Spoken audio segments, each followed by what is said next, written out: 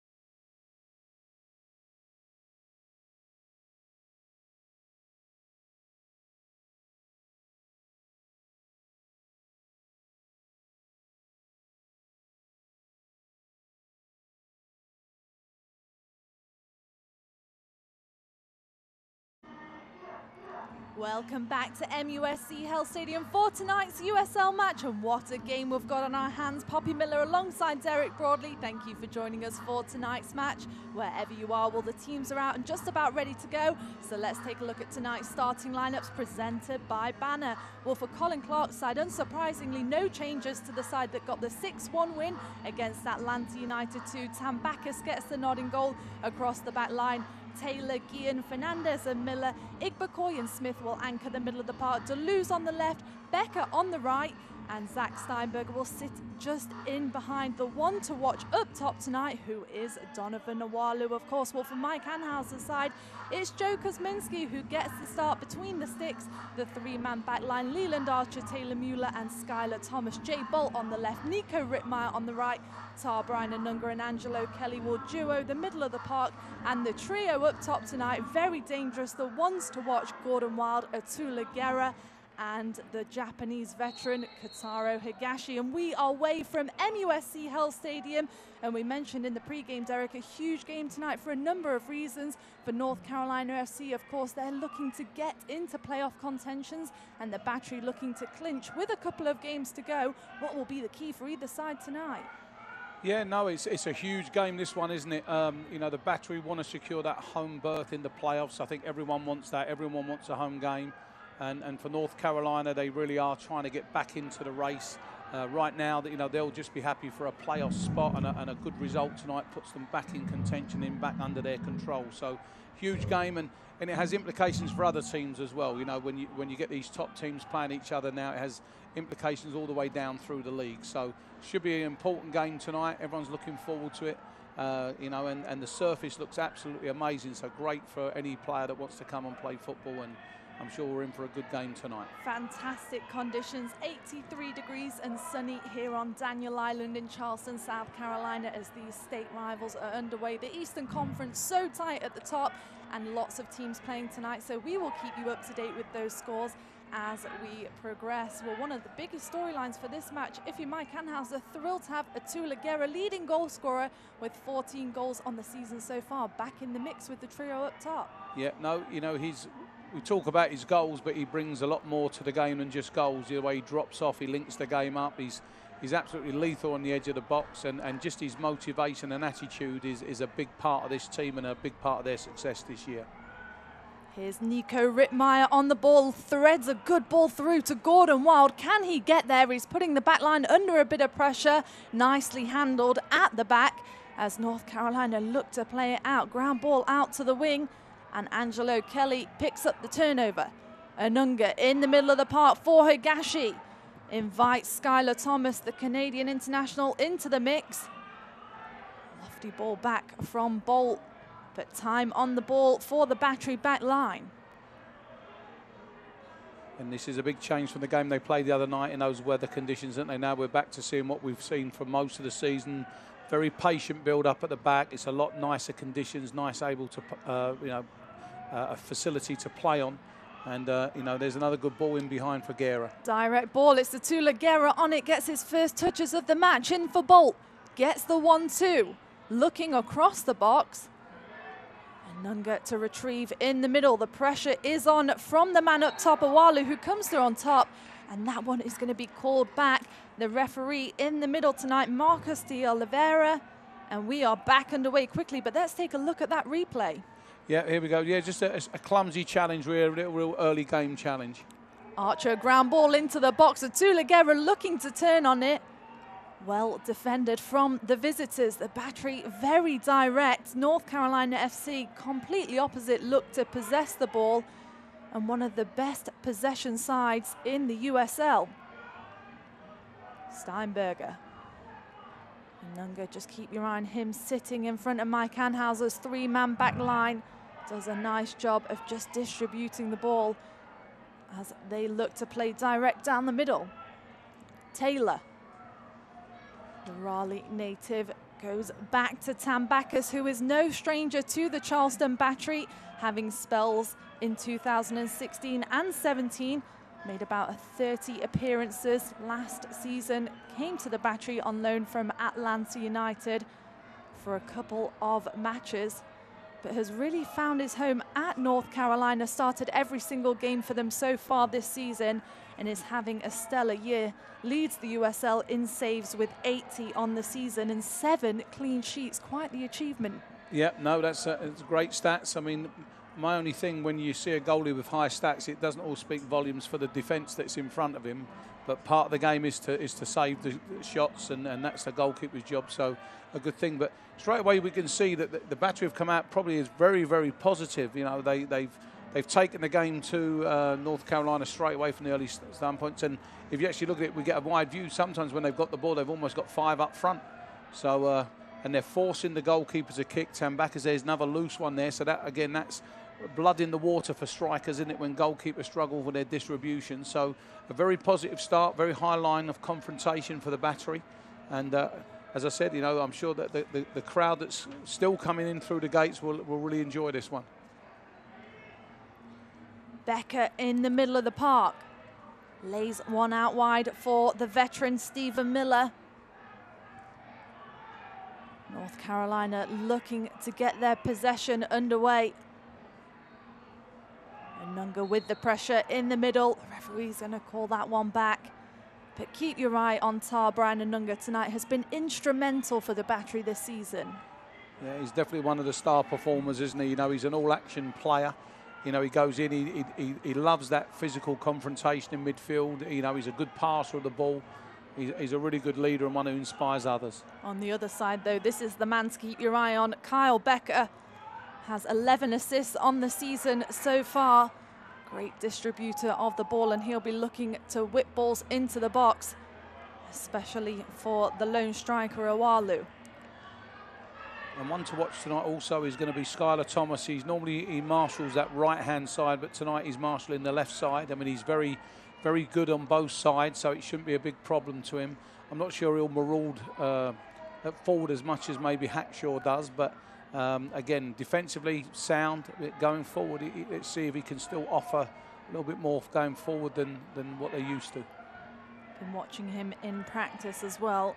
When he can get forward into the attack, playing on this left-hand side, he can whip a great ball into the box. Here's Leland Archer. Looking for Wild, picked up in the middle of the park. Steinberger for Becker. Could this be a chance for the attack for the visitors? Miller opts to go back. A player I think is going to have an important role tonight is going to be Higashi.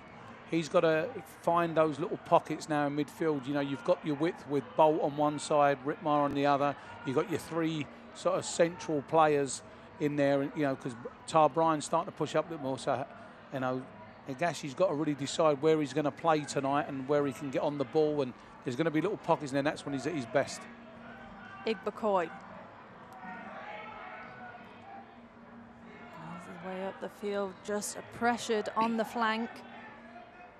Skylar Thomas steps up to take it. His second season with the Charleston Battery, been a mainstay in the 3-man back line.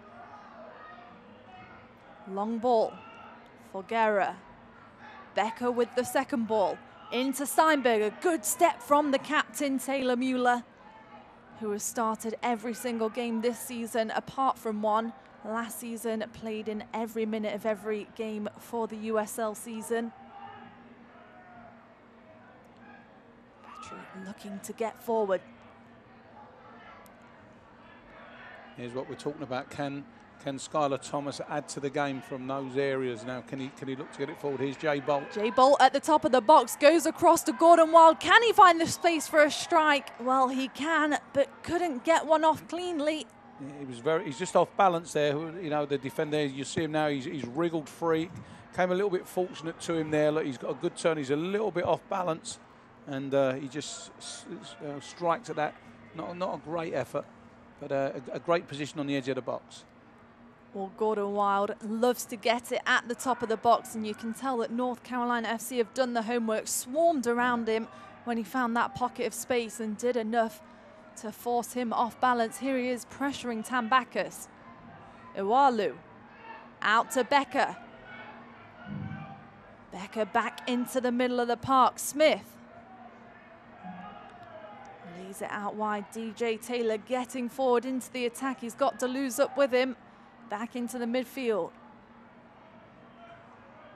Igbakoy for Guillen. Lofty ball down the flank. Here's Deleuze. Ground ball to the top of the box. Here's Iwalu. It's nicely led on to Steinberger, and this hit the woodwork. Hit the top of the crossbar. And what a chance that was for the visitors, Derek. Yeah, that's great combination in there. I think Awalu there, it's a lovely ball that's rolled across, a nice little combination, little 1-2, great layoff, and he really should score there. He's done the right thing. He's lifted it over the goalkeeper. He's just lifted it too high. So very fortunate there for the Battery there. Great opportunity for North Carolina. And now, you know, game's on. Both teams look very exciting now. And as I said, we've had several chances now, and we're only sort of 10 minutes into the game. So, you know, for all those people out there, it's a great start. Chances at both ends of the field, not even 10 minutes into the match here at MUSC Health Stadium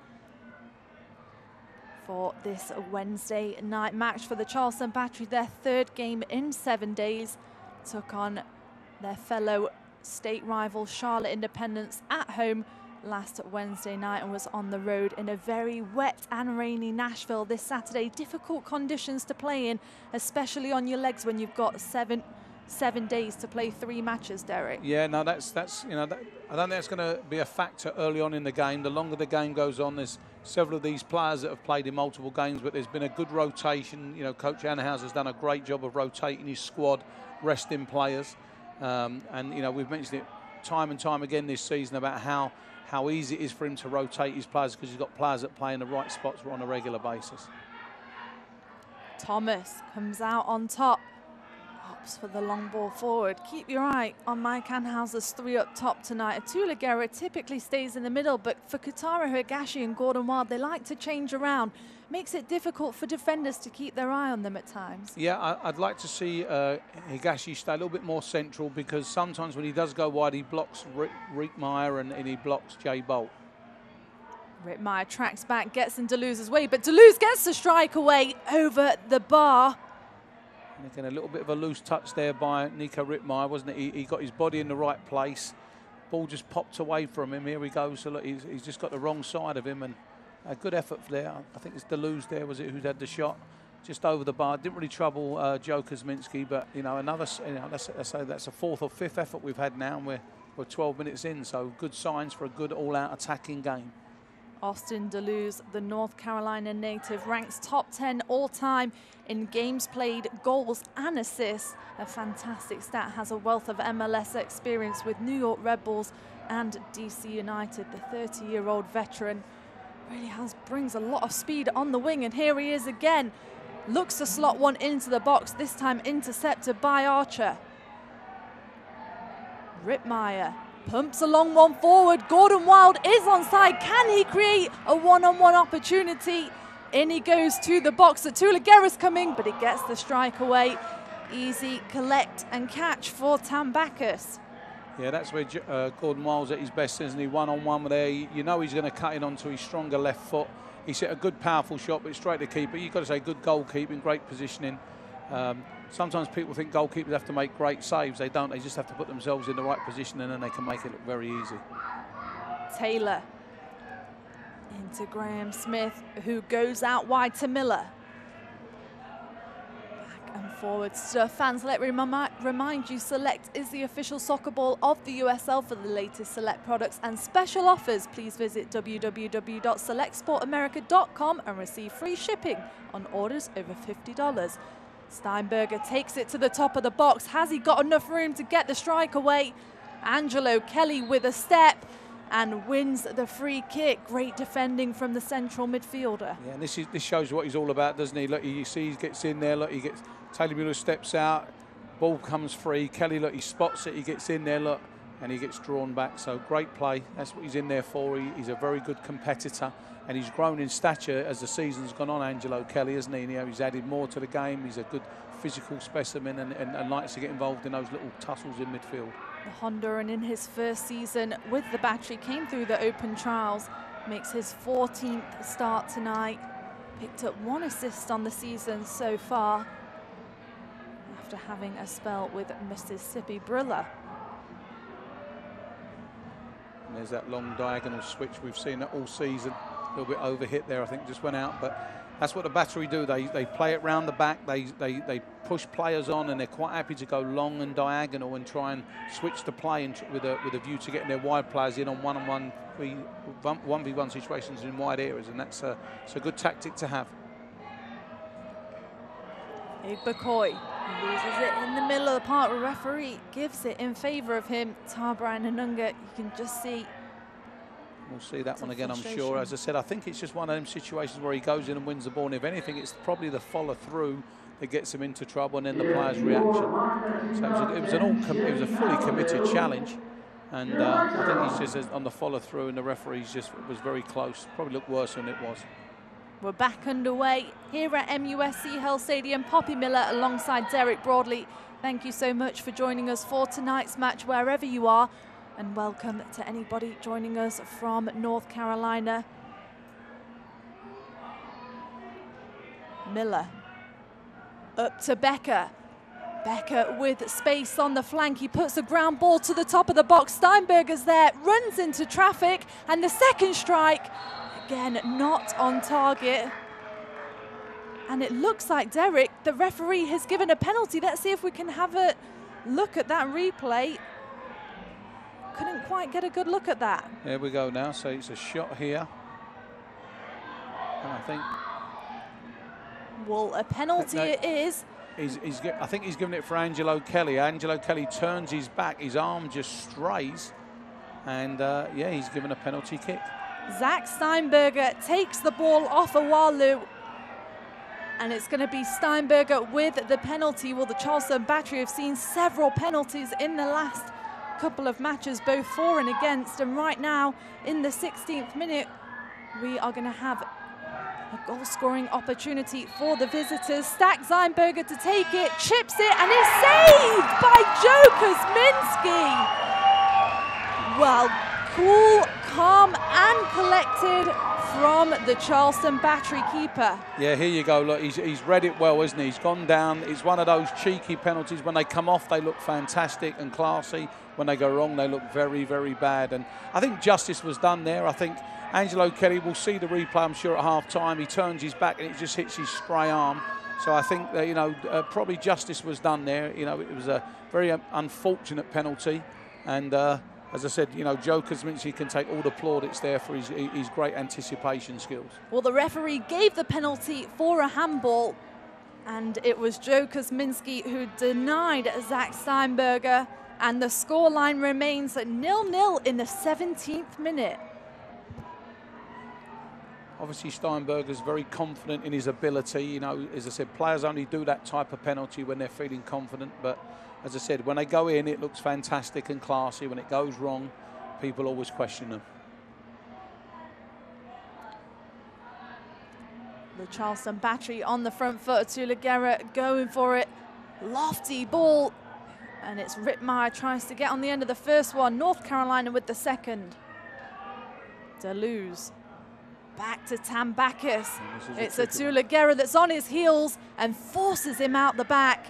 Good pressure from the centre forward. And this is what the Battery do so well, don't they? They put pressure on visiting goalkeepers, they put pressure on visiting defenders, and they force mistakes. And then it's whether they can turn them around and put them into chances straight away.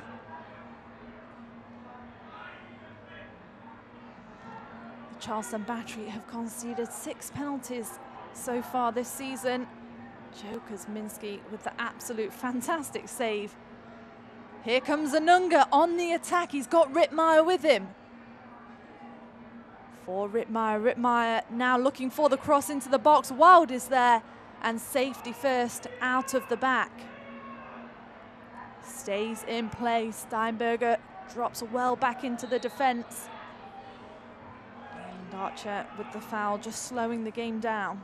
Yeah, I mean, right now we haven't really had a chance to take a breath, have we? It seems end-to-end, very open football, very open soccer. And I think that both coaches will love the attacking part, but I'm not sure they'll be very pleased with both ends of the field in terms of the defending. So normally what happens is when you see these games, it lasts for so long and then it starts to tighten itself up. But right now it's a very open game, lots of attacking chances, and both teams taking it to each other. Anunga brings it down in the middle of the field for Kelly. Drops it out wide to the College of Charleston product. Leland Archer signed midway through this season. The 6'5" Trinidad and Tobago international. really brings so much height, but speed is such a great characteristic for him. Yeah, it's one of the things that's very hard to defend against, raw speed, if people have got it. And they've just got to utilise it in the right way. And again, good patient build-up by the battery. They move the ball nice and quickly. They shift it from side to side, looking for those little openings. Nice dummy from Jay Bolt. Here comes Higashi on the attack, looking to cut inside. And Igbokwe is there. A very creative play there by Jay Bolt. Then he knew the runner Higashi was going in behind him, and he just let it roll through his legs and completely fooled the defender. Miller takes his space. Bolt tracks across, forces him out wide. Skylar Thomas to get us back underway. Fans, the USL's official Twitter feed keeps you up to date with the latest news, live game updates and highlights from around the league 24/7. Follow @USL on Twitter. Here comes the Atlanta United loanee, Gordon Wild, out wide to Rittmeyer. Well read by DJ Taylor. Great step from the outside back. Now things are really starting to open up. Here, 20 minutes have been played. The scoreline 0-0. Owalu. Skylar Thomas not giving him an inch of space. These are the types of games you get when everything's on the line. You know, both teams need a result for different reasons, as we mentioned earlier. So it really lends itself to a nice open game. I mean, as I said, both teams are definitely fancy their chances. We've had plenty of goal-scoring opportunities already.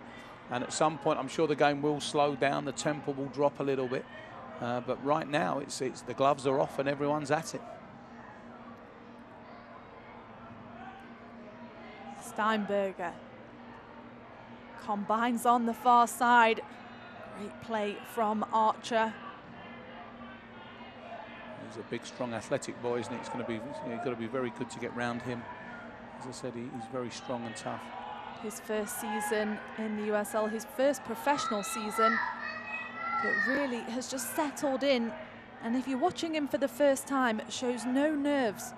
No, not at all. No, as I said, you know, these players get acclimatised to playing in these types of games now. You know, the first couple of games any player comes into, I think this is what they're looking at for a handball there. You know, and they actually all stopped playing. Lucky enough, the ball went out, but. And that's not a good example of what to do. You play until the whistle blows and then you get back in. But we were talking about, yeah, these players get really into the games and they settle down. And as I said, you know, the other night we spoke about the Nashville game, playing in those conditions. And now that, you know, these are the games they want to play and something's on the line. Atula Guerra on the run up top. A direct ball out of the back line. Tambakis takes a touch. This time it was almost a Bolt, but well read by Miller. Here comes Becker, takes a touch inside, looking to switch. And it was the right idea, just couldn't be quite read by his teammates. Kuzminski, ground ball out the back to the captain. The Battery looking for some possession now. Just nice and patient. As I said, you'll probably see a nice long diagonal ball or a ball in behind. Good movement, you know, Joe. The three in midfield, Guerra, Gordon Wild, Higashi, they make good runs. They drop off and then just try and delay their run and run in behind defenders, which is also a good ploy. Just trying to stay on side. North Carolina flooding the midfield. This one goes astray. Rittmeyer takes quickly the two College of Charleston products. Nico Rittmeyer, the Savannah native, came through the Charleston Battery Youth Academy in his second season with the Battery, another one that's appeared in almost every game this season that he's been available for. Jay Bolt been putting the back line under some great pressure tonight in this early going. Yeah, at times I said it looks like the Battery are playing five up front. You know, they're quite happy to go from back to front and they've got plenty of players there. You know, the midfield players are joining in, you know. Here's another example here with Rittmeyer on the far side. Fantastic ball from Anunga.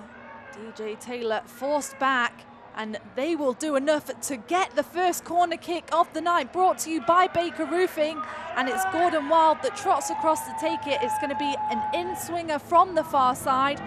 And this, Derek, is where we'll see The three centre-backs make their way up the field, so you can expect a long ball in towards the back post. Yeah, no, Gordon Wild's got great delivery. I'm sure he's going to come in with pace, really whipped in, and then all three of them are going to throw themselves at it, and then we'll have players on the edge of the box, Anunga and Higashi, waiting for anything that comes out. Great height in, it's to the back post. It's Taylor Mueller, the captain, with the fantastic header, and Tambakis is forced to make the save. The only thing you can say about that is if Mueller could have just got it down a little bit lower, it would have been in. But he's got it on target. Look, he just needs to head it down a little bit. Great save by Tambakis. A great header as well. He just needed to get above it a little bit more and head down into the ground. Now we'll expect an outswinger from Galdemar with that sweet left foot he has. You're right, at the top of the box. Here it comes. Lower delivery this time through to the back post. Kelly picks up the second ball, re-delivers. This time it's Mueller again, knocks one into the box, and it was Atula Guerra that was there. And I think North Carolina get away with one there. A bit of great play. Yeah, I think Guerra doesn't really realise how much time he's got. Look, he just slightly behind him, to be fair to him there when you see it again. But it was a great head back, wasn't it, by Mueller? Great, great insight into what he was doing, and again another good chance. You have to say there's got to be goals in this game, hasn't there? The amount of chances we've had. Here comes Nico Rittmeyer down the flank. Great speed. Taylor gets in his footsteps. Taylor for Deleuze. Returns to sender, takes a touch into the middle of the park.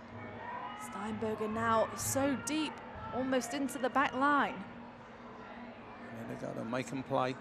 Gordon Wild will come across. Everyone else tightens up in midfield. And Nunga probably could have pressed a little bit higher there. Well played by North Carolina, playing themselves out of danger.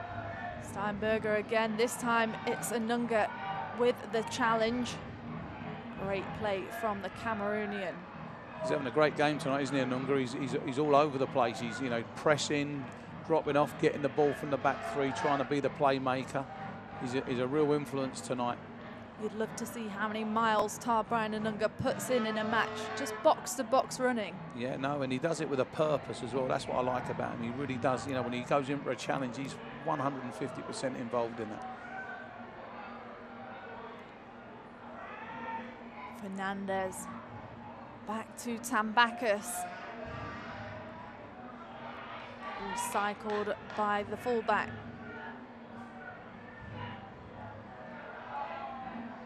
He steps in. It's those little places there. Skylar Thomas isn't just quite as dynamic as maybe a Hackshaw would be, just to go in and join in the attack there. He's a good footballer, but as I said, he's a defender first, and whereas Hackshaw's through his previous midfield days is quite happy to break into the opponent's half a little bit brighter. Neville Hackshaw available for selection on the bench tonight.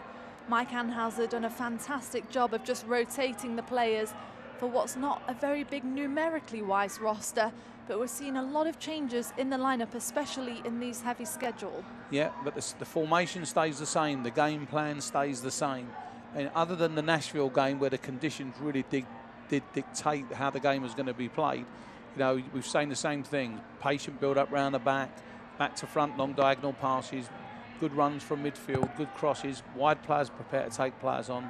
Same thing all season. Very, very rainy night in Nashville. Such difficult conditions. The ball just stopping dead on the flanks at First Tennessee Park. For North Carolina FC, couldn't have had a better last match. 6-1 against ATL UTD2. Yeah, that's a great result, and scoring lots of goals, and you can see they've come out here today definitely with an attacking prowess amongst themselves, and they're very keen to put that, keep that run going.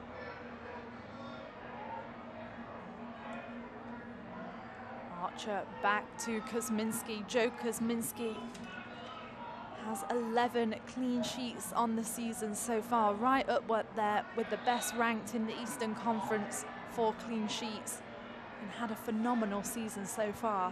Yeah, no, he has. Goalies love clean sheets, don't they? As I said, I've always said it. Clean sheets for goalies are like hat tricks for strikers and outfield players, and they really do work hard to maintain them. And I don't think sometimes they give the defenders enough credit for what they do as well. Here comes Taylor, whips one, looking to whip one into the box. It takes the deflection to the top, all the way back to Fernandez, who recycles. Miller for Becker. Takes a touch inside, some good trickery from the veteran. And this is going to bring up the first corner kick opportunity. Kyle Becker, of course, the one to take it. 11 assists on the season. Just below me, Colin Clark up off his bench when Becker took that short, direct ball. I think he would have loved to see one whipped into the box, but now they've got the opportunity to do just that. It's going to be an outswinger from this near side. The Battery not taking any chances, pulling everybody back behind the ball. Tambakis to almost the half line. Good delivery away by Kuzminski. Becker for the second ball. This time goes short. Miller into the middle. The re-delivery to the back post, this time away by Archer.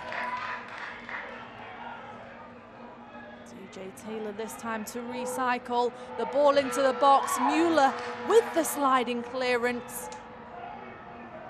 McCoy. Players all pulled out of position from that set piece. Miller. Danger isn't over for the Battery. For Becker, forced back.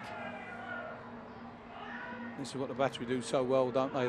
They force teams out. Once they get established their line of confrontation, they get nice and compact, and they slowly creep up and force the other team into making a mistake. It's a great tactic to have, very well drilled team. It's not easy to do, but there's no width in behind, there's no depth in behind. You know, they keep all the game in front. Great play. Now the Battery just playing around the back, keeping the possession.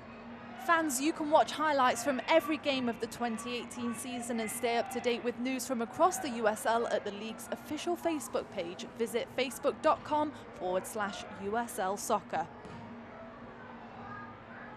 Wild.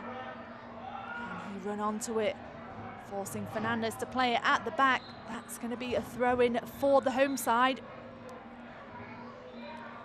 Just a bit of gamesmanship there, giving his team time to get back and get set up for this throw. Again, a good ball there by Skylar Thomas in behind, and you know that these front three are going to be willing runners. They'll chase anything in, and then they'll get the scraps after it's gone into dangerous areas. Ball short for Anunga, who puts one into the box, away by Taylor. Kelly for Archer. Time and space at the back for the Battery. If you look, when this ball does go forward, look how many players they have up in the front liners. Sometimes there's up to 5 of them. Okay, so when the ball does go forward, have a look. You'll see as the screen opens up, there's 5 players. Have a look at it there. Look, 5 all across the front. They're definitely putting teams under pressure, but this is where they're vulnerable when it breaks down.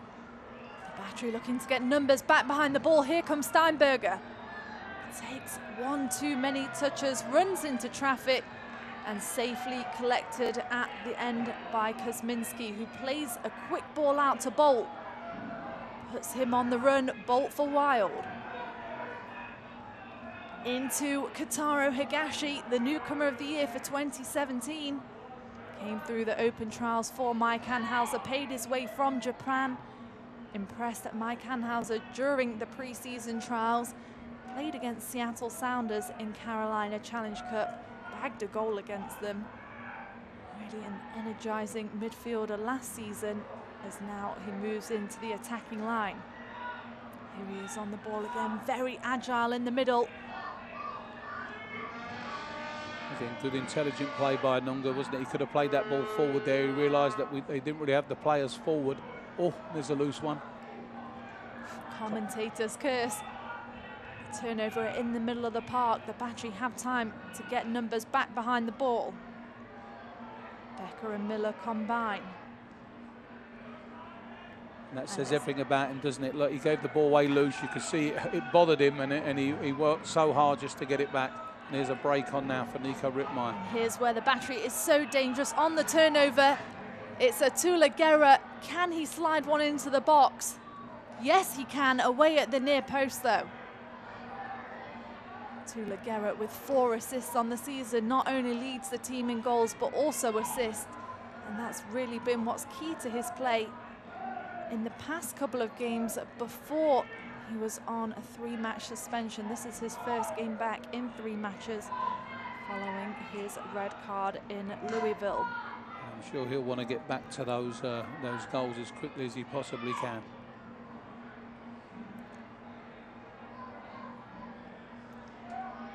North Carolina just enjoying a spell of possession. 35 minutes almost played here at MUSC Health Stadium. It's Poppy Miller alongside Derek Broadley. Thank you for joining us for tonight's match, wherever you are.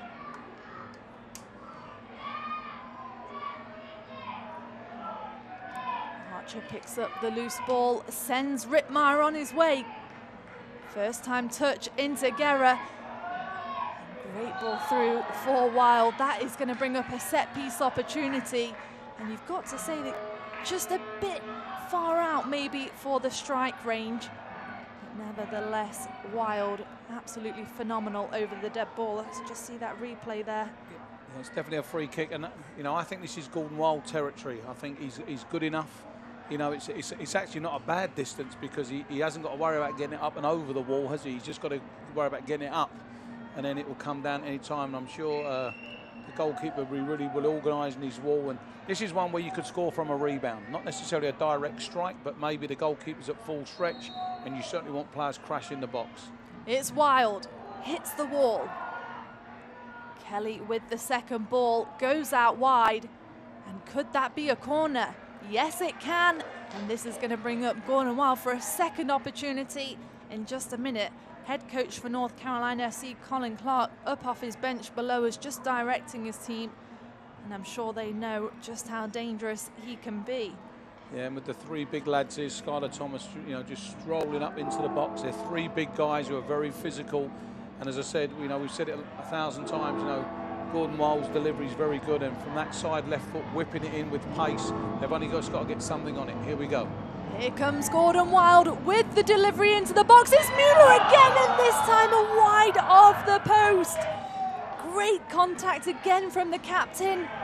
Couldn't quite hit the net. Yeah, no, he took all the pace off the ball, didn't he? All he done was redirect it. He's just gone a little bit, again, a little bit behind him. He's done well, and that was very, very, very close. He's getting closer now, Taylor Mueller, and that's his second one.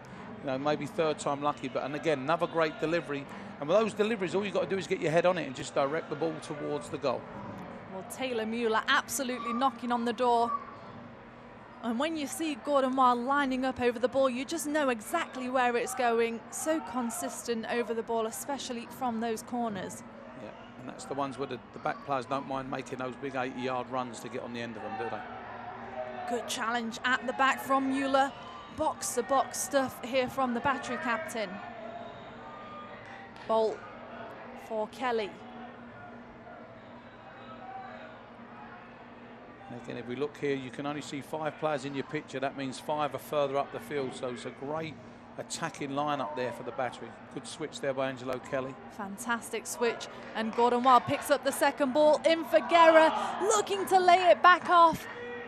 And at North Carolina, Austin Deleuze comes out the back with it. Was unlucky again. Nice little link-up play round the box. Never quite worked out for them, but again, good creative play by the Battery. Well, it's been a couple of games since Guerra and Wild have played up top together, but you can tell the chemistry's coming back. Yeah, no, for sure. I mean, it's good sign, good positive signs. And as I said, it's been an open game. I can't believe we're nearly 40 minutes into this game. You know, it's flown by because of the amount of chances and how open the game is. Well, we haven't even had a second to talk about the USL's exciting news that has come this week, the rebranding of the league with the Championship, League One and League Two. Positive signs from the league, a great announcement. No, I really do think it is. I think what they've done is they've tried to align it with what goes on in other countries, particularly in England with the Premier League and the Championship, using the same terminology. And I think that, you know, when you see all these different leagues, it is confusing for some people that are just seeing soccer for the first time. So now that they've got great reference points from the English game, which, you know, the Premier League is by far the best league in the world, and the Championship is one of the toughest leagues in the world. So, you know, now it's all aligned, and people now know what they're talking about. Here comes Jay Bolt. What a touch it was for him. Can he get the negative ball back? Veteran defending from Stephen Miller, who brings it safely I was going to say out the back, but Kelly with the sturdy challenge. Thomas to recycle. Here comes Bolt again. Miller with the distribution out the back.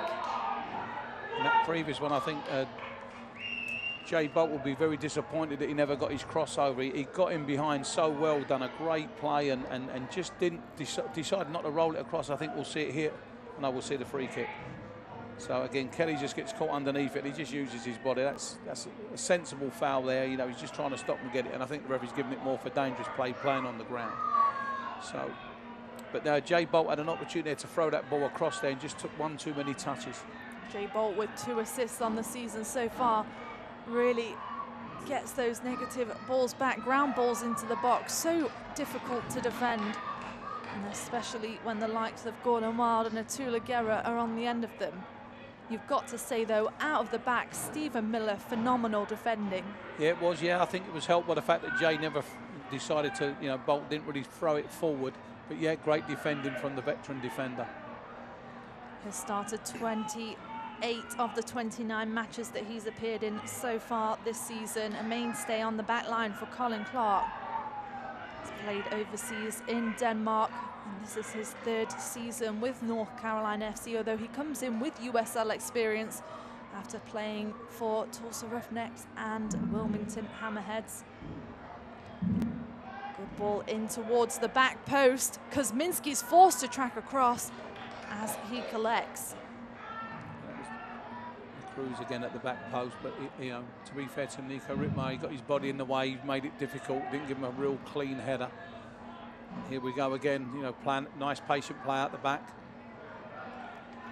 Mueller for Anunga leads him into space. Bolt. She is forced out, but no worries for the home side as they pick up the throw. Anunga quickly to Thomas. They'll go around the back. Good switch of the field. Archer takes his space. This time he's looking for Guerra. Guerra with the run into the box. Second ball by Higashi. It's Atula Guerra. Can he make something of this? Cuts inside and again looking to get the strike away, but runs into traffic in the box. Good defending from North Carolina. Safety in numbers from the visitors. But I think if you're a Battery fan, you're on your edge of your seat when Atula Guerra gets the ball in the box. Yeah, and he beat him twice, didn't he? You know, he shaped up to go one way, shaped up to go another way, really fooled the defenders. And in the end, it was just numbers that really stopped him from getting that shot on target. Taylor. Across the line. Again, great pressure by those front three again, wasn't it? You know, look, again, it's very, very difficult to, when the Battery front three are on song and they're all working hard, they're very, very hard to play against. And they definitely force teams into making errors, and then they can go back to this. And again, this is now how teams have a rest. You can pass the ball around, you know, take the sting out of the game, make the other team chase, and recycle the ball and get ready for your next attack. And there, look like we've got 6 forwards now. The Battery just throwing numbers into the attack tonight. We're still at 0-0 here in the 43rd minute. Just a couple of minutes until we can expect to see what the stoppage time will be.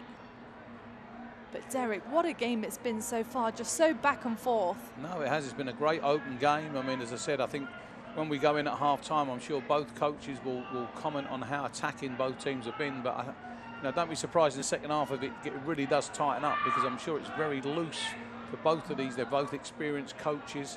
You know, I think, you know, I'd be interested to see the stats, how many shots we've had, how many shots on target we've had, how many corners, you know, we've had. So it'll be interesting to see what they do at half-time. Stay with us at half-time. We'll talk about the Battery's final 3 games remaining of the regular season. And when we return from half-time, we'll take a look at the first half highlights, which there are many, and we'll take a look at those stats as well. Bolt below us, just waiting for a ball to get us back underway. Skylar Thomas now up to take it. I see the Japanese veteran Kotaro Higashi and the veteran for Colin Clark's side, Stephen Miller, on your screen there. 2 balls on the field will mean Thomas is to bring it back. Around the back for the Battery. This time it's Kelly. Leland Archer making his way up the field. Wild with the header out to him. Can he keep it in? Just out of bounds. But that's an interesting swap, Derek. Yeah, I think it's just a positional rotation, isn't it? You know, Leland Archer decides to go forward. Kelly can naturally just sit in there. And again, it's the same pass. And here he is again. He's stayed higher up. Now Kelly's got to do his defensive work. Seinberger helping generate the attack. Here comes Deleuze. He's got Taylor with him. For Taylor drops it into the middle of the park. Igbakoy out wide for Becker. Miller joins in. Stephen Miller for Becker. Becker, you can see him assessing his options. Is the cross on? Igbakoy.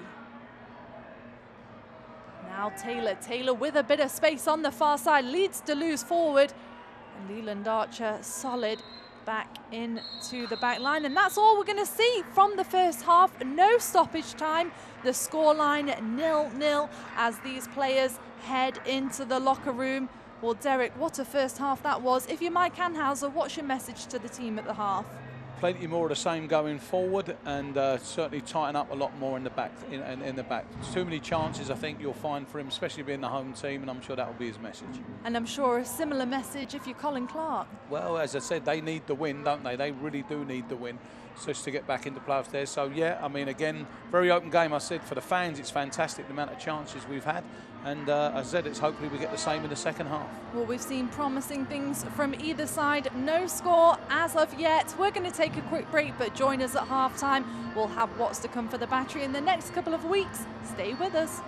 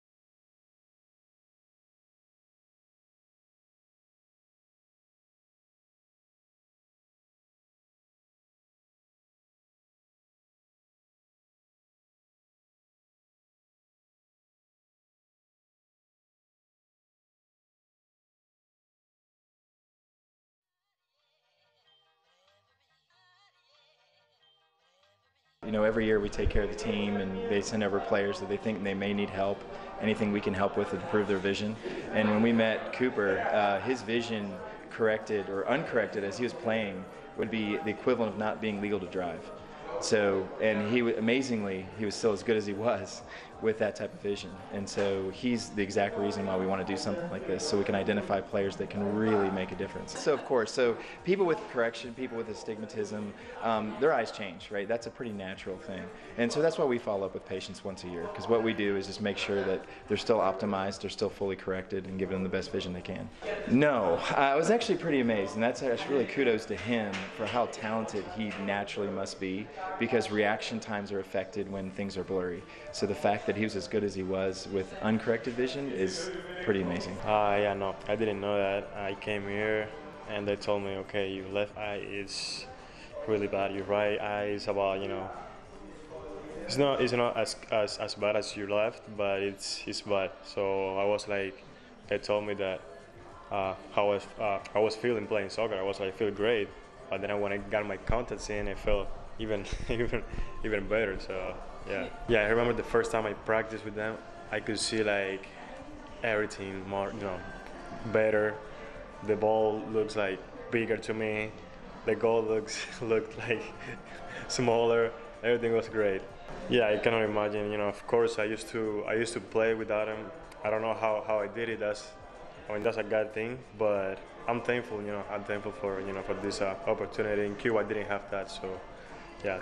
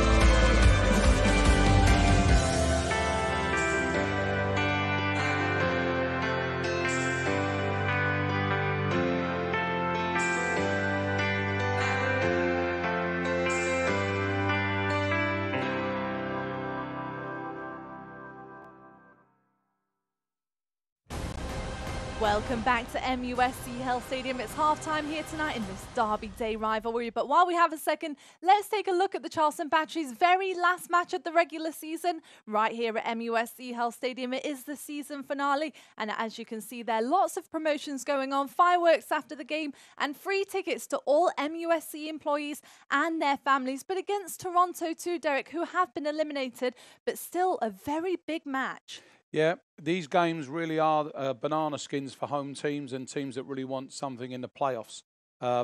Toronto's got nothing to lose. They've got a lot of young players that are all trying to get themselves into the MLS reckoning. So this is going to be a really tough game and one that the Battery's going to really have to focus on.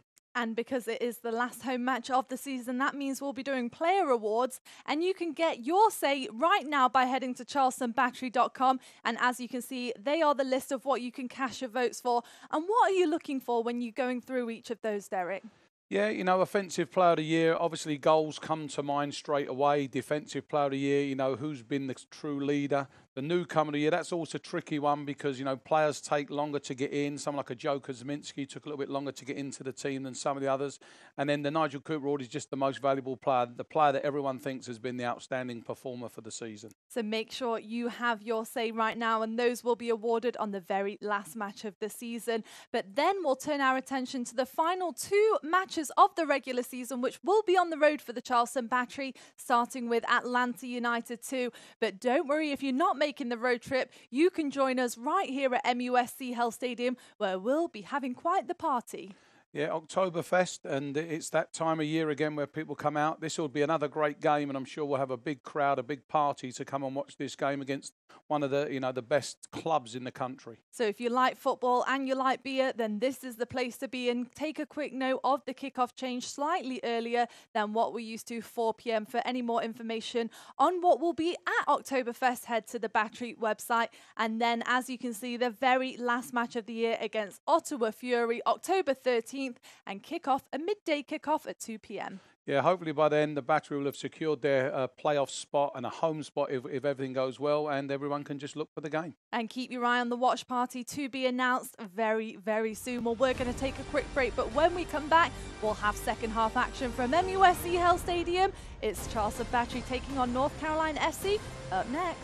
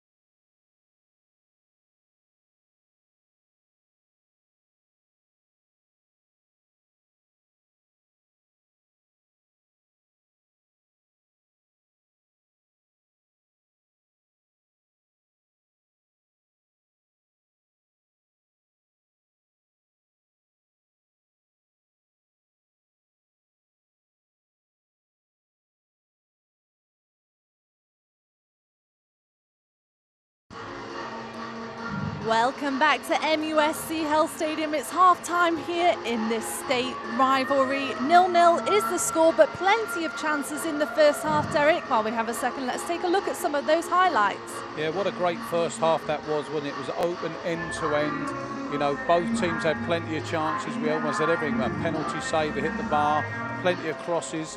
If you're a neutral watching out there, you know, you've been entertained thoroughly. You know, both teams threw everything at it. I think the penalty save here, you know, a lot of people will criticise the player, but if they go in, it's a great one. You know, good anticipation by Kuzminski. But overall, you know, both teams really sort of took the gloves off and really went at it. Taylor Mueller's had 2 good chances. There's the second one that just went past the post. So if we get more of the same in the second half, I'm sure everyone will be entertained. And I still can't believe we didn't get a goal in that first half. You're absolutely right. Goals are coming. You can't help but feel like it. Great chances from either side in the first half. You can see both teams there just getting ready below us for second half action. Tula Guerra, leading goal scorer for the Battery, back in the mix tonight. Daniel Rios not available for selection for Colin Clark, his leading goal scorer, out with an injury. But like we mentioned, Awalu coming into this match on fantastic form after the 6-1 win against ATL UTD2, scoring 4 of those, and he's created a couple of chances for himself in the first half. Yeah, no, as I said, both teams really went for it. There was some good chances, and, you know, a penalty save, a hit the bar, one that went past, a couple of good saves. So, no, if we're going to get more of the same in the second half, I think, you know, you'd like to think the coaches would certainly have said something about the defensive qualities. Probably a bit too open for both of them, but, you know, the players on the field are the ones that dictate what goes on, and hopefully they said they'll all go out there, and I'm sure there'll be goals in this game. No substitutions as of yet. Here's a Tula Guerra. He is offside. Tambakis well off his line. Would have secured that one, no worries. As I just mentioned, no substitutions at halftime. Of course, we'll keep you up to date with those as we go. And of course, up to date with the latest scores from around the USL. Very tight at the top of the Eastern Conference. If you're just joining us now, the Charleston Battery could secure a playoff position if they win tonight and Nashville loses. And for North Carolina FC, sitting in 9th place in the Eastern Conference, 3 points tonight could bump them into playoff contentions. Yeah, I mean, at this stage of the season, every game seems to be a 6-pointer, you know, for all different reasons. I mean, that's the great thing about playoffs, isn't it? You know, you can get in it right at the end, and once you're in it, it's a free-for-all, isn't it? So, you know, every team that's, you know, within striking distance of those playoff spots feels they've got a chance. And, you know, when it gets to even the team that's top of the league, you know, I think the Battery were the victim last year, when they were very high up the league and they lose to a lower opponent. So, you know, then one-off games can go in there. And especially this year, the league is so tight. You know, as I said, the difference between the top and the bottom is just maybe a 1 win or a draw or whatever. So it's yeah, very exciting. Over on the West Coast, in the Western Conference, much more secure. Several teams have already clinched and been eliminated. But in the East, only 2 teams have clinched their playoff positions so far, and that is FC Cincinnati, who are strolling ahead at the top of the table with 69 points, and Louisville City FC, the reigning champions from last season, with 54 points on the season so far. So stay tuned for that. Several teams playing tonight in the midweek matches, and we could know a bit more by tomorrow morning. Here's Anunga. Looking for the distribution, goes back to the captain. Across for Thomas. Higashi dropping deep into the midfield, and the Battery just enjoying a spell of possession. North Carolina FC led the possession 55% to 45% at the half. But the Battery, very typical of them to hit on the counter-attack. Yeah, their game style set up, isn't it? They enjoy possession deep in their half. They look for that long diagonal switch, and then they very good on the break. And, you know, I think when they go a goal in front, you know, they're quite happy just to bunker in and let teams come onto them and play more on the break. But, you know, the first half, you know, the stats don't always tell the true story of the game, because I thought it was a very even game, and I think it's where you have possession. Here comes Angelo Kelly. It's a great ball through for Guerra, and again, well read by Tambakis, who's very quick off his line. I mentioned in the first half, Tambakis, no stranger to the Battery, had 2 spells here, one of them of which last season with Atlanta United when he came on loan. Mueller, could this be a chance? Yes, it could, but it's offside. Yeah. That one is offside, and hopefully the Battery players already knew that. The flag went up, but still the chance was taken. Yeah. You can see Mueller just have a flick Yeah, I think of his head across the line. Yeah, it was more Leland Archer. He knew there, didn't he? He was the one who was tracking the player, so he actually knew for sure that he was offside and let him run. So a good finish. And it was none other than Owalu hanging on that last defender. And the scoreline remains the same, 0-0 as we approach the 50th minute here at MUSC Health Stadium. Poppy Miller alongside Derek Broadley. Thank you for joining us for tonight's match, wherever you are. Archer. A credit to both players, though. They've come out with, again, a positive attitude. As I said, some great runs from midfield, some good positive play, some good long diagonal passes. So, again, I think it's more of the same for the second half.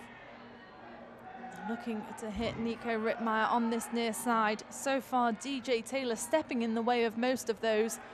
The Battery doing enough to win some throw-ins down this near side. And again, this time it'll be left for the Trinidad and Tobago fullback Leland Archer, who goes infield to Higashi, up to Guerra, laid off again. Right idea, but picked up at the back by Fernandez. Becker. Ground ball up, Skylar Thomas with the pressure. Owalu wins the free kick. I think this is Higashi here, isn't he? Just clips the back of his heels there. It's a little bit of a painful one. Again, I'm not sure he knows too much about it, but you know the referee spotted it, and Skylar Thomas there with a little bit of gamesmanship, just trying to hold the ball, stopping them playing quickly. The man in the middle for tonight's match, Marcos de Oliveira. And here we go as we get back underway. Walito Fernandez opts to go to the back line. Guillen, cross for Taylor.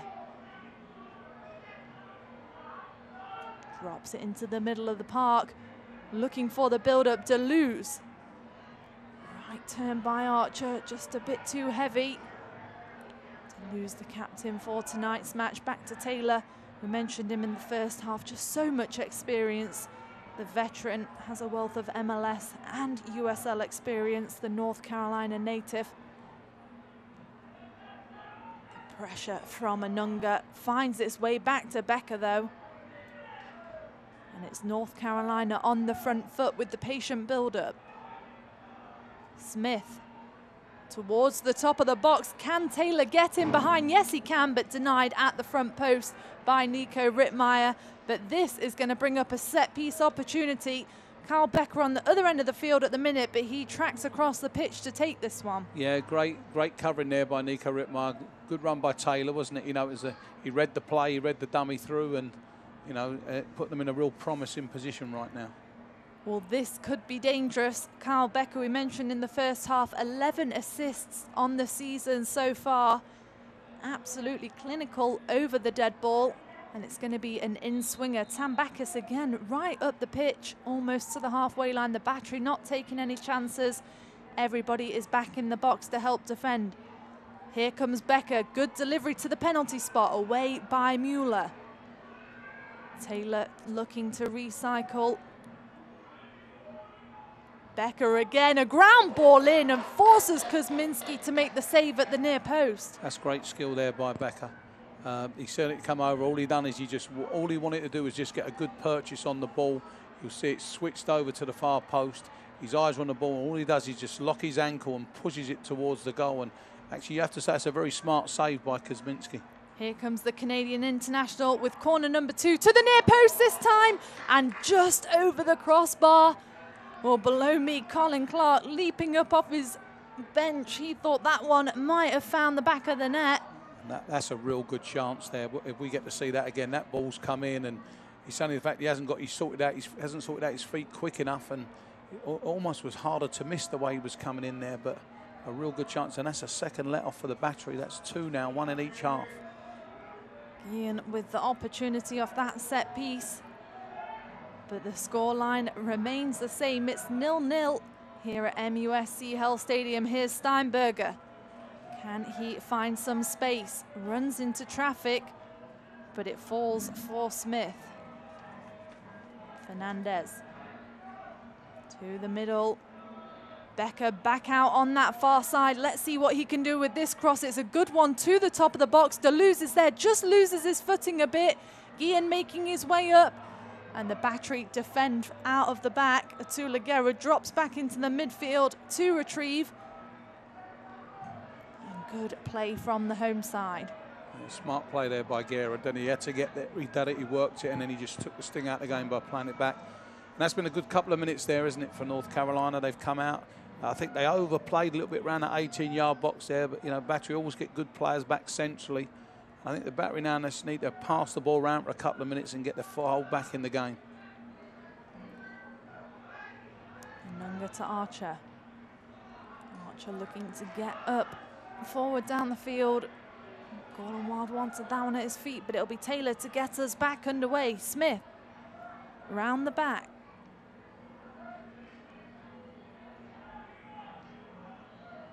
Stephen Miller getting involved. And the switch is on again. Taylor takes his space.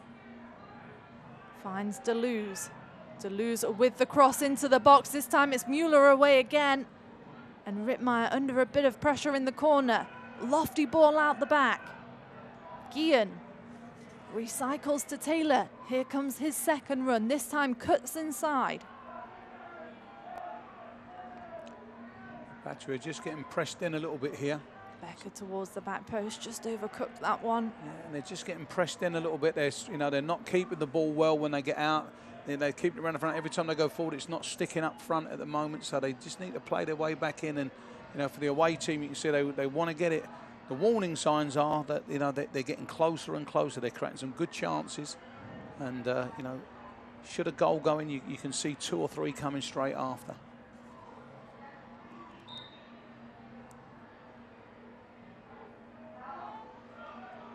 Out of North Carolina's 52 goals they've scored this year, 44 of those have come from inside the box. They like to work it in from the crosses from the likes of Becker. Now Guerra struggles to bring it down. Here comes Wild. It's laid off for Guerra, invites Jay Bolt into the attack at the top of the box. The run is there, but he gets the strike away, and it's just over the bar.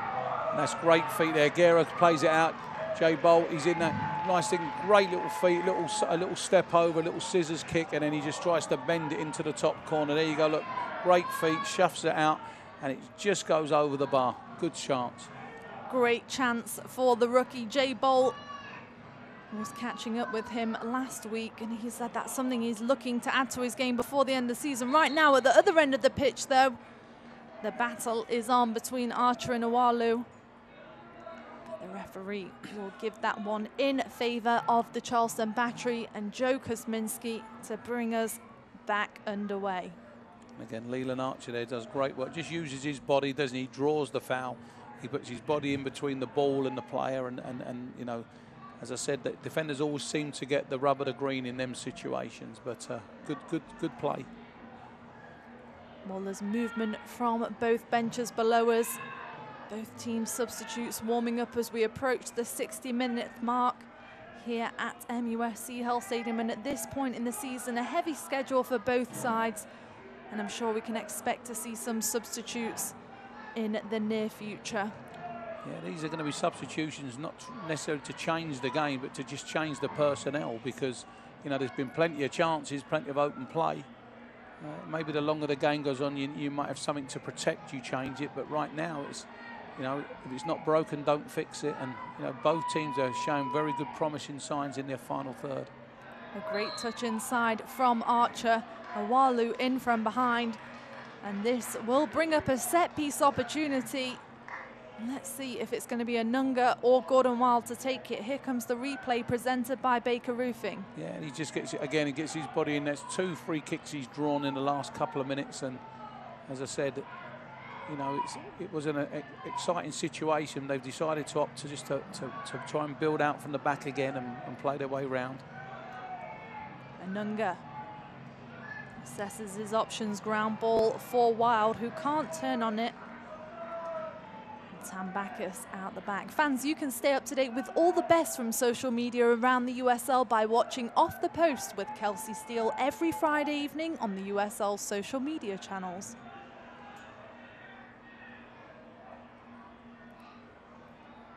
Cam Backus takes his time to give his team a chance to get up and get position.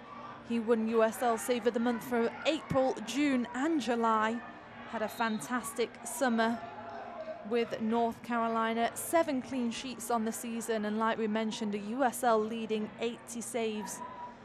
Let's take a look at this replay. Yeah, no, I mean, Anunga just jumps up, doesn't he? He's just, his eyes are on the ball. He's all he's focused on, and you know, if players don't jump with it, then that's it. You know, players complain about that, but there's nothing wrong with that challenge whatsoever. While we have a second, let me update you with some scores from around the league. We mentioned several games going on tonight. Penn FC and Pittsburgh Riverhounds drawing 0-0. Nashville leading Atlanta United 1-0. And the Richmond Kickers losing to FC Cincinnati 3-1. Indy 11 leading the Tampa Bay Rowdies 1-0. We'll, of course, keep you up to date with those scores as we progress tonight. That's a great ball through to Gordon Wild. Good defending at the back from Taylor.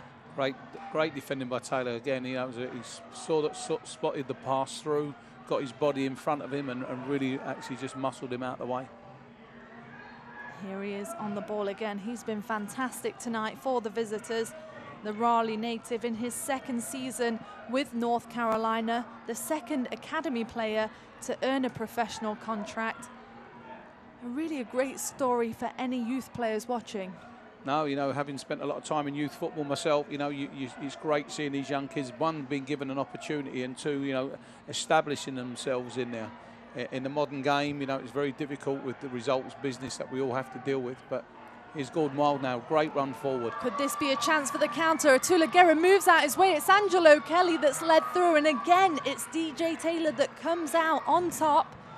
We're just talking about him. And obviously, Derek, you're bringing the youth system from the ground up here at the Battery.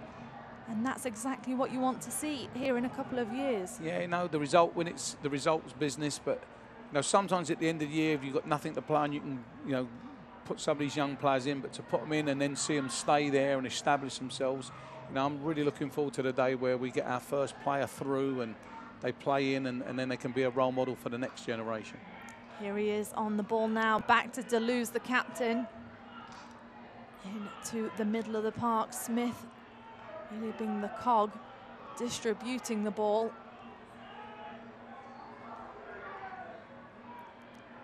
Guillen takes his space. Back for Smith. Small ball up to Deleuze. Good footwork from the veteran.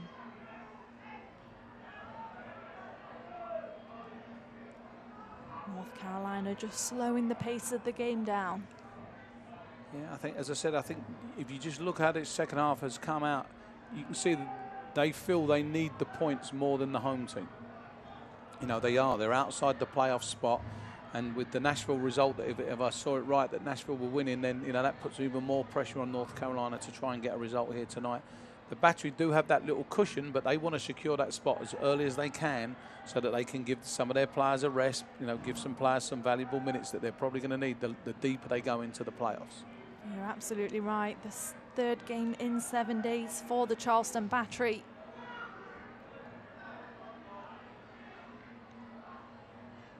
Nico Rittmeyer just laying off Deleuze. Assessing his options, the through ball to Awalu, intercepted by Archer. Great play at the back.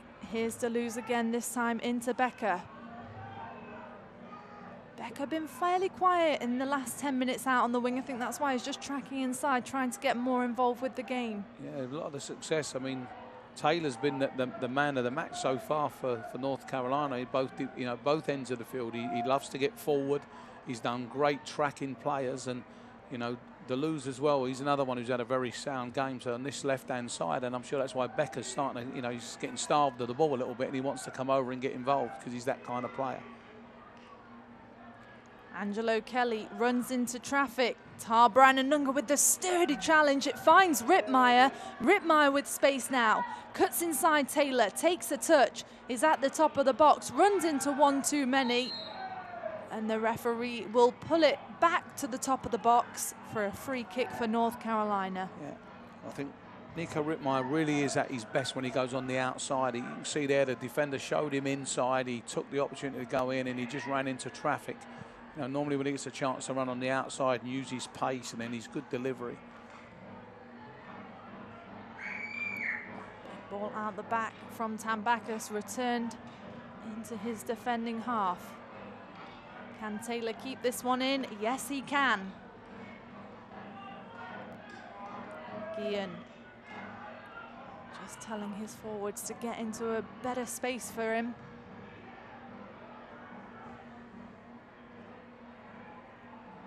Well, we've mentioned Taylor for them, but really for Mike Anhouse's side, it's Leland Archer that's had a stellar game so far. Yeah, him and Anunga. Anunga's been fantastic, hasn't he? He's kept the tempo up. The challenge we just saw a minute ago was fantastic. So, he's one to watch.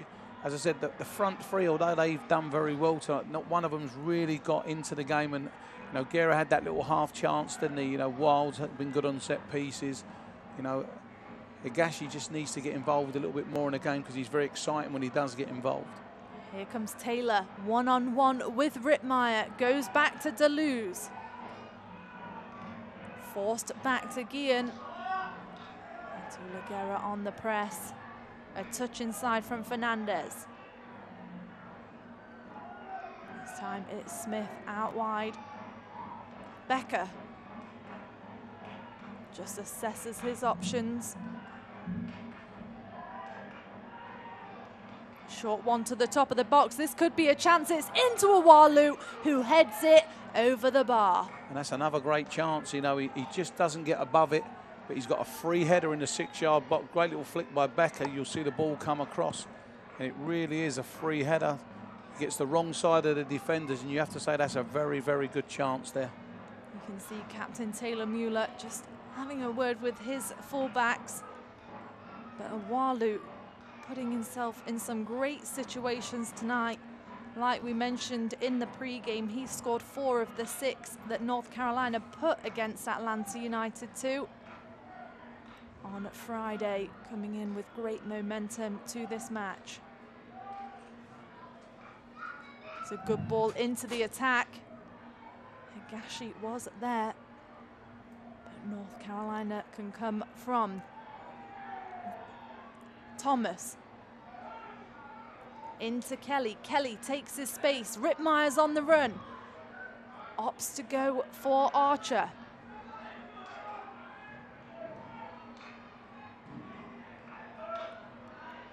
Here comes Archer. Now he's found a bit of space. It's into the box. Guerra's there. Just runs through him. But what a delivery that was. It was probably too good a pass, wasn't it? He put it right in front of me. I think Guerra just recognised it a little bit too late. He tried to stretch his leg out. It's a great ball, just hitting space in behind the defender, and he just can't get there. Even if he threw himself, he was just, as I said, it was almost too good a pass. Absolute phenomenal play from Leland Archer, the Trinidad and Tobagan on this near side, dropping one into the box. 2 great chances in the last span of about 10 minutes. No, it's been good. We almost got fed there, Poppy. That was really nice. Not sure if you could hear that on the broadcast. We just offered a chicken tender basket. I think they were in the wrong room for that one. Okay, well, you never know. But let's get back to the game. So here we go. As I said, I'm still surprised we've got to this stage of the game and we haven't had a goal. And the longer it goes now, I think that it could be the commentator's curse. But I really think at this point now, Derek, a goal can obviously change the game in any match, but especially this one. The longer the game goes on, with the amount of chance we had, it looks like if someone does get a goal, it could be the winning goal. So, because it could break the hearts of the other team.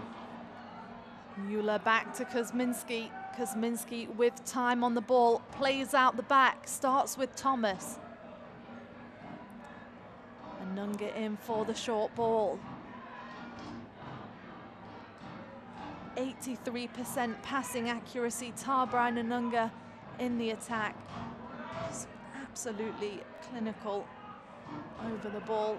The pressure is on from Kelly, forces Tambakis with the long ball out the back. And it's Anunga that comes through. The referee thought there was too much on that one. And he will give a free kick to North Carolina.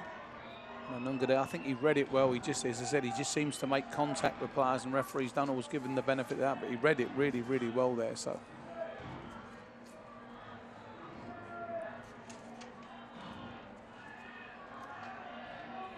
Good combination in the middle of the park. Out wide, it's Becker. Becker with the short ball. Now to the top of the box. Away by Archer. Iwalu and Rittmeyer going at it. And this is going to bring up the first substitution of the match for Colin Clark. And it looks like it's going to be Shipoleni to come in. And let's wait and see. Couldn't quite see on that board who it will be to come out. As we just await the confirmation of that. Substitution for North Carolina. Number 22, Tommy Shipoleni, coming in for... Everybody just taking an opportunity to get some fluid on board. Deceivingly hot out here, Derek. Yeah, no, very. So it's Steinberger that's coming out. And I'm sure he'll be very disappointed after missing that penalty in the manner that he missed it. He gets a good pat on the back from his coach. Obviously, there's no hard feelings there. But Shipoleni's one of these players. He's a attacking midfielder, stroke forward player who's very exciting. And I'm sure he'll be eager to get into this game right now. T. Shipoleni in his 8th season with the club, 2 assists and 1 goal on the season so far. Second in club history with goals, 33 throughout his career. Let's just see if we can have a look at that replay. Yeah, I think, as I said, Guerra's just protected the ball there. I said he's come in. I mean, I think it's a free kick. But it's one of them ones where, you know, the referee sees it. He's, you know, Guerra's definitely going to claim his innocence. He's just trying to go after the ball. And as I said, these are difficult situations now because, you know, when substitutions are made, the game normally gets a little bit out of hand. And then all of a sudden now, you know, teams got to defend, players got to mark different players. So very tense time right now in this game. And of course, it's Kyle Becker over the dead ball. Keep your eye on him connecting with Iwalu. They were the ones that found all the success on Friday's match against ATL UTD2. Becker, I've mentioned it all match, but 11 assists on the season so far. Right up there in the USL with the leaders. And here he comes, the Canadian international, whips one in, ball away. Leaves the second ball. A bit of a scramble. The strike is there, wide off the target. Yeah, it's a good strike. You know, the ball set up to be hit, and here's the response now. So here we go. The ball was played in. Great play by Joe. A couple of real good all-action challenges there from about 2 or 3 players. The ball breaks out, and it's a shot from distance. Didn't really trouble Joe Kuzminski and just goes by the post. So here's the substitution now. Here, well, waiting below us to come on. Let's see if we're going to be allowed to have that substitution before the goal kick. Yes, it's going to be a Tula Guerra to make way for Ian Svanteson, the 6'6" striker who has 2 goals and 3 assists on the season so far. Tula Guerra put in a good shift tonight for his first match back after his suspension. Yeah, he'll be disappointed. You know, he thrives on goals, but it's a good substitution to make now just to try and add another dimension to what's been a very potent attack tonight. Again, so Ian Swanson, he'll work his socks off, but he's got that big physical presence. He's good in the air, and with the ball going back to front as quick as it's gone, he's got a good chance of being involved in the game. Getting involved already, both substitutes, both attacking changes from each coach. And there's Becker showing what a good footballer he is, and he gets the ball, he nutmegs him, he can't get round him. And as I said, Becker, the last couple of minutes has come into the game. You know, as I said, Taylor here, who's been on the ball now, he's done very, very well, and they've been, you know, a lot of it's gone down this left-hand side. Taylor also had a spell with the US Youth International side, the under-18s. Just a real bright star for the future, just 20 years old. Like we mentioned, the second player to come through the academy and to sign a professional contract, the Raleigh native. For us, just been the standout tonight for the visitors. And this is the time of the game now where, maybe the battery, having played all those games in the last 7-8 days, that is going to wear, the trip to Nashville's a long one. You don't mind playing 2 or 3 games if you can rest and you can build your training around your home venue. But, when you go on those long road trips, that's when it becomes hard. So maybe now it is advantage North Carolina just because of the fact of the schedule that the battery's had over the last 7 days. Wild forces into play out the back. You're absolutely right, Derek, because here comes the second substitution for Mike Anhauser. It's Victor Mansoret who's going to make his way on the field for Mike Anhauser. 1 goal on the season so far. And it's Gordon Wild who makes way, so another attacking change for him. Yeah, again, I think the substitutions we've always said it, it's like for like, it's no change of shape or formation, it's just going to be players coming in and out. And Mansoret offers something totally different, doesn't he? He's very dynamic, very athletic, very strong, a willing runner, very, very competitive. So I'll be interested to see if he can put his mark on this game. Well, it's all numbers forward for the battery. Anunga goes back to the last man, though, Mueller. Mueller with the lofty diagonal, looking for the target man up top. And almost, very almost, did Mansoret get that under control. And you can see now that battery have sort of set their stall out now. It'll be balls up to Big Ian Swanson and having Mansoret and Higashi like trying to run off them, and a little bit more direct game. Maybe not as pretty, but certainly more effective. And here comes another substitution for Colin Clark. In comes Dre Fortune. And out comes, I'll get that substitution for you in just a second.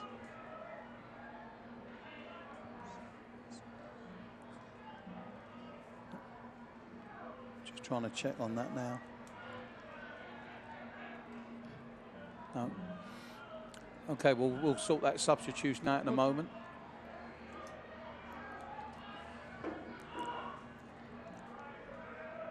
DJ Taylor. Yeah, he's got the ball now, so here we go now. There's good pressure now by the battery players. They're trying to trap them in there, force them to play out, and it is a good ball. Becker's come over to this left-hand side now, so there's a little bit of a change of positions now.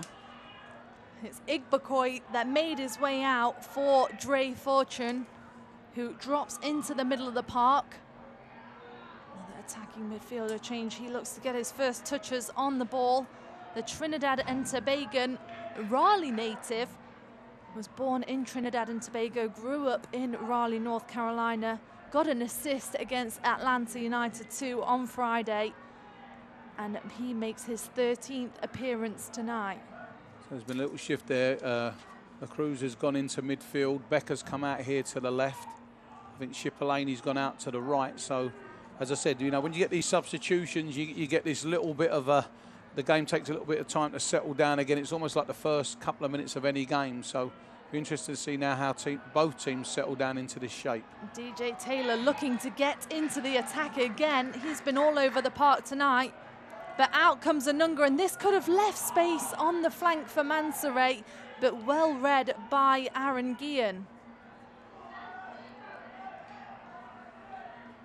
So the game's just lost a little bit of shape, isn't it, with the substitutions? It's got a little bit sort of loose, and it's got a little bit scrappy. So, both teams now for this last sort of 15 minutes now need to just settle down, get used to the shape that they've got, get the personnel settled in, and see if they can have one last throw of the dice to see if they can get this, what would that be, I'm sure, an all-important goal for both teams. It's Kelly trying to take on Becker. Becker's come over to this near side, switch of the flank, like you said, Derek. Yeah, they've just moved people around, and as I said, they're just trying to find different ways now. As I said, the last couple of minutes has probably been the scrappiest the game's been, and it's all down to the substitutions as the players come in and bed themselves in. And it's been such a good game. It's a very hard game to come into, isn't it? Both teams have been out and attacking, and as I said, although the battery have gone like for like across the board, it's just a slight little difference in shape for North Carolina, and their players just need to settle into their new positions. North Carolina just having the possession at the minute. but it's been very back and forth all match. Like we've been mentioning throughout the game, a lot on the line for both of these teams tonight. Yeah, and I think the nerves got to the strikers because, as I said, I still can't believe we haven't had a goal in this game. We've had some unbelievable chances at both ends. You know, the penalty being the obvious one, but there was plenty of others. And to say that we're in the 80th minute or coming up towards the 80th minute and we haven't seen a goal is very, very surprising. And now you're getting to stage where the longer it goes, you're thinking, are we even going to get one now? But I'm sure North Carolina, as I said, they're very, very keen to get a goal. Looking at tonight's results that we've seen, they're probably in more need of a goal than the Battery are. A draw for the Battery is not the end of the world. They're in good shape for the playoffs, but you know we know they want a home berth. But, you know, points are very valuable at this stage of the season anyway, and as I said, there's a little cushion there for them. Just very common of the Battery, though, not to have all the possession, but to hit on the counter-attack. North Carolina FC, on the other hand, completely opposite, look to really dominate in possession. So let's see how this last 10 minutes of the match unfolds. TJ Taylor. No, and it's, as I said, I think both teams, you know, will be very keen not to concede. And as I said, I think North Carolina are probably out the two teams are the ones that are really going to need to really push forward. And that's going to leave gaps. And with the speed of the players that have come on and the guile of some of the midfield players, it's going to be a really important last 10 minutes. Kelly looking for Jay Bolt. The switch is on. He's there battling on the far side. Takes a touch inside to the Japanese veteran Higashi. Higashi forced back to Anunga. Archer with acres of space. Can Mueller find him? And here comes the Battery down the other flank. Mansoray leads Rittmeyer in. Ian very quick across the back line, but the Battery will take that throw. Yeah, it's a good position to be, a little good spell of possession. Now what they've got to do is see if they can manufacture another chance. Archer for Mansoray. Good intelligent play by the substitute, wasn't it? He knew he couldn't go forward. He didn't have a lot of options on, so he just keeps possession using his captain. Into the top of the box, away by Becker. The Battery really looking to switch the wings, trying to find the space and success. Right now it's Archer that has it, into the man up top. Denied at the top of the box, and a big ball out the back from Kyle Becker. Yeah, and that's a hard ball for the striker to deal with when it's just lobbed in there. You know, they want it driven in there with a bit of pace so they can just use the pace off the ball. But when it comes in, it drops down into them. That's a hard one to take.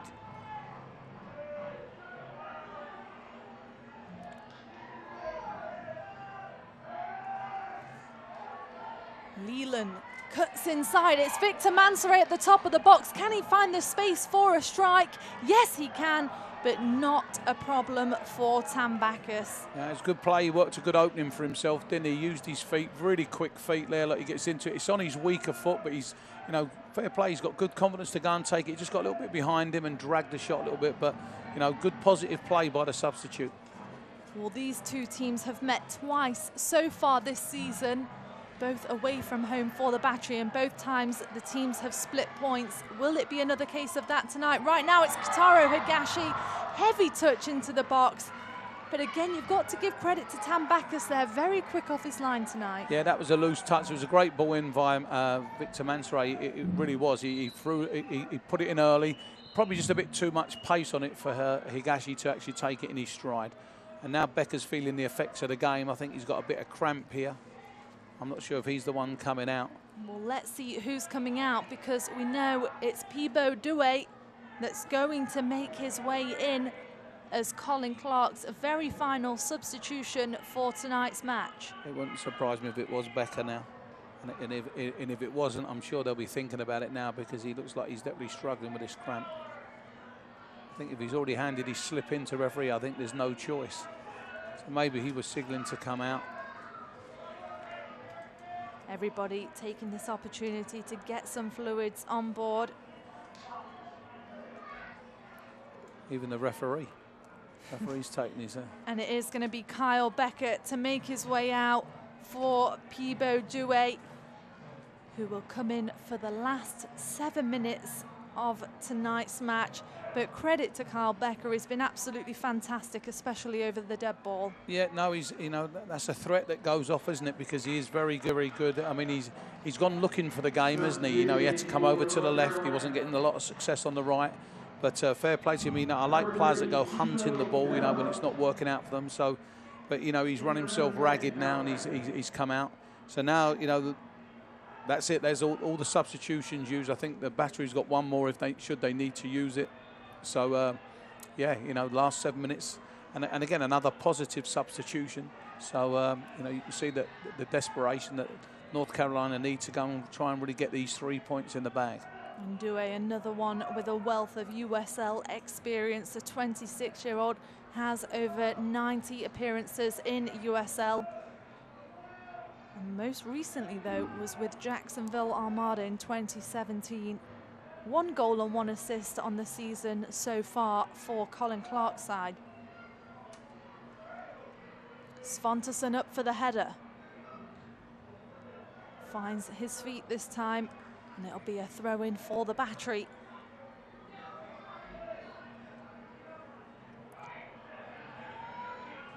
You see Colin Clark's out there and he's directing it. He knows how important these extra 2 points could become, you know, a couple of weeks' time. And, you know, the battery bench is a lot calmer. They're in a lot better position. As I said, a draw's not the end of the world for them. You know, they've got themselves in a good position. Looking for Svanteson out the back from Thomas.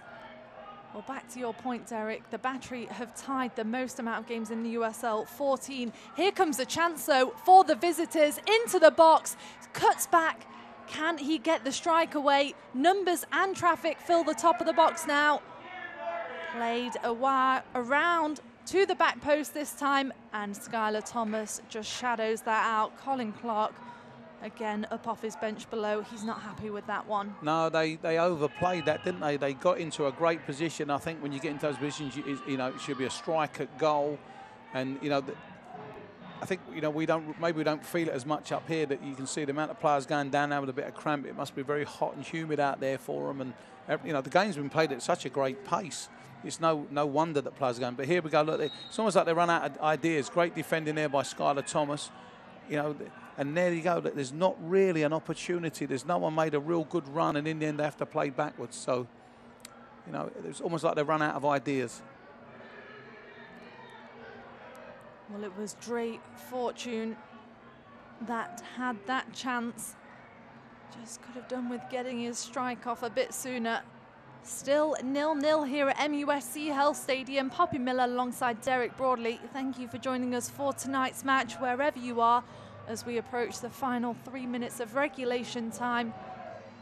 Like we just mentioned, these two teams have split points in the earlier 2 meetings that they've had. It looks like things are heading the same way again. Although here comes Svanteson. 4 ball back to Svanteson. The referee is waving play on, and could this be a chance for a counter-attack? See a replay of that one in just a minute. Right now it's North Carolina on the front foot. Due into the middle of the park. Here comes Awalu. Good tracking back from Rittmeyer, who wins the free kick. Yeah, the longer the game's gone on, you could see it's really been a case of, again, overcooking it. You know, again, see here, Swanson just does it. Should he look? It's just a loose touch there. Should Jay Bolt be having a shot there? And both teams have been guilty in the last couple of minutes. Maybe it's tired legs. You know, they don't, unless it's a clear-cut chance, they don't see it. And Skylar Thomas, this is a good substitution here, because I think Skylar's, you can start to see just by the way he's run off, he's starting to feel the effects of the game. And, you know, there's no better replacement than Neville Hackshaw to come in. You know, in fact, you know, he's one that certainly can add something going forward, not just defensively. Neville Hackshaw, like you just said, Derek, he's part of the 3-man back line, but keep your eye on him getting forward. So much pace. The Trinidad and Tobago international just injects so much energy into the game. Yeah, he's great at the back, but, you know, he certainly offers something going forward, and I'm sure if he's given half a chance, he'll make sure he gets into that final third.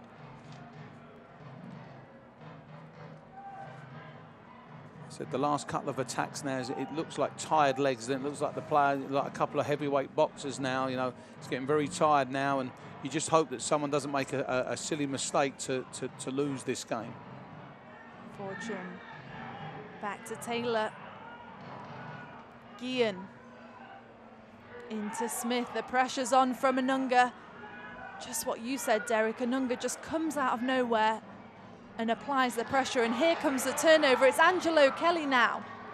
He's got Bolt with him on the left. Jay Bolt, can he make something of this opportunity? Returns to Kelly, who puts the cross into the box, away from North Carolina, recycled again, and here comes Svanteson. Can he get the strike away? Tambakis comes forward to collect. And it's great play again by Swanson. You know, this is what he does really, really well. It's a good cross by Kelly, gets nodded out. It comes back into Swanson, and he just uses all his strength, doesn't he? Look, he just leans into the player, turns, and does really well to get a shot. It wasn't on his strongest foot, but another great effort. The 6'6" striker really does well to hold the ball up, and right now it's DJ Taylor that's just having a stretch below us. He looks like he's up and moving though. Yeah, he's put a lot into this game, isn't he, Taylor? He really has. He's worked his socks off, but I think what the coaches are saying there, that if he stays down, he has to come out, and then that causes all sorts of problems. So he's staying in. I think what we're looking at 3 minutes of extra time. Is that what they're saying?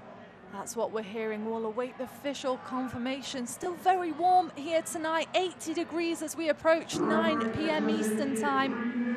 And there's the confirmation of that 3 minutes that you just mentioned, Derek. So 3 minutes remains for either side to get on the score sheet.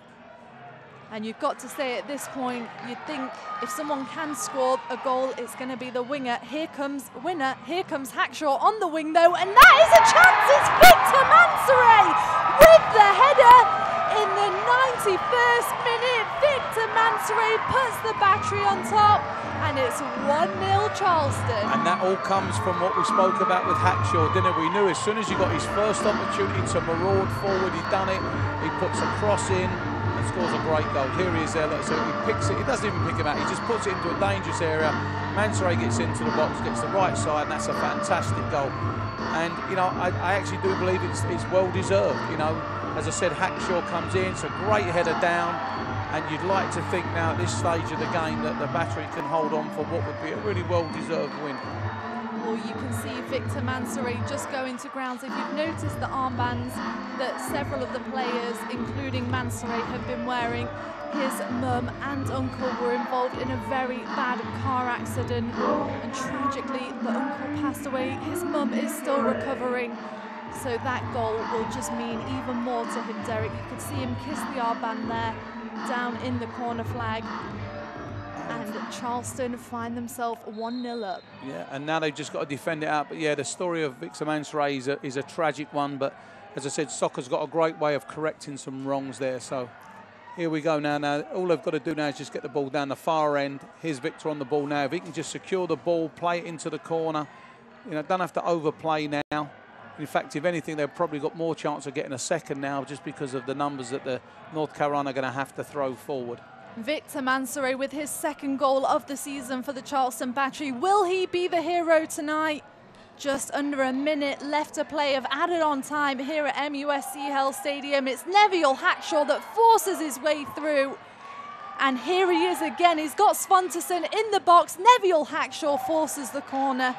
And you've got to say, Derek, he's really changed the tempo of the game since he's come on. He has. He's come on at the right time. You know, whether it was a little bit of luck that Skylar Thomas got tired, or whether it was just let's hold on and wait for it.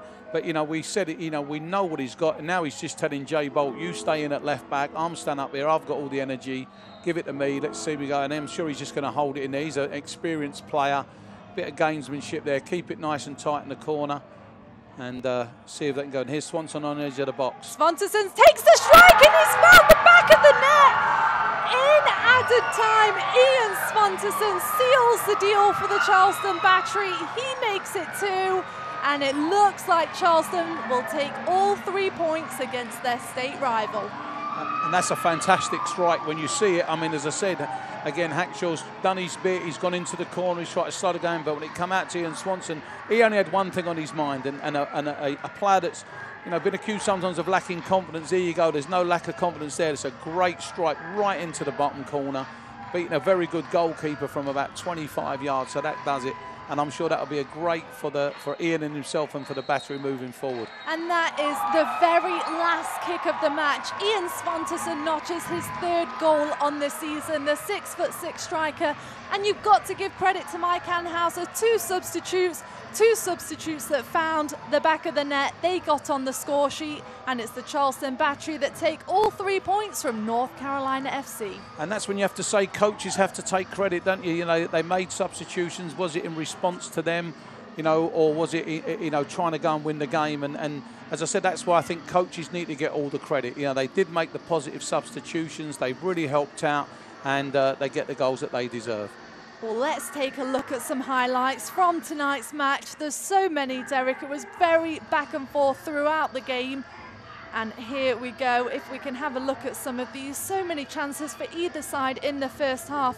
But in the end, it's the Charleston Battery that could capitalise on them. Yeah, I mean, it got to the point where we think we would even see a goal. You know, as I said, the first half, there's one that hits the bar. You know, we've got the penalty save. You know, we've got this one here by Gordon Wild where he comes inside, he hits it great, you know, right at the goalkeeper, Tambakis. So there was plenty of chances. You know, you've got the Taylor Mueller header, the penalty shot. You know, we could go on and on. These highlights could last for about 15 minutes. Here's one of Taylor Mueller's one that just goes past. And then you get to the stage where you're thinking, well, they're getting tired legs. Are we going to get a goal? And lo and behold, you know, we get one. Here's Victor Mansray's one just before his goal with his left foot. Looked a bit of a tired shot there. But then you see this. You get, you know, Hackshaw coming forward. It's a great ball in a great area and a fantastic header down. And then, you know, then you're thinking, right, game over. But then just to put the icing on the cake, you get Ian Swanson, again, a player that was maybe been accused of lacking confidence, gets the ball on the edge of the box and scores it. And you know, that's a great moment for Victor individually, isn't it? Just getting, you know, remembering his mum at the time and the team all getting around him. And there's the final one here. A player lacking in confidence. Look, great strike, great power, fantastic goal, and giving them the result I think they deserve. And if you're a Charleston Battery fan, you're just absolutely delighted for those two to get on the score sheet, and especially for Ian Swanson, and I'm sure that's all the confidence that he needs for the very last couple of games of the season. 3 remain for the Charleston Battery as they complete their season home finale of the regular season this Saturday against Toronto 2. But that's all we've got time for here at MUSC Hill Stadium. On behalf of Poppy Miller, Derek Broadley and the entire broadcast crew, thank you for joining us for what's been a fantastic match. But for now, so long from Charleston. This copyrighted telecast of the United Soccer League may not be retransmitted, rebroadcast, or reproduced without the express written consent of the United Soccer League.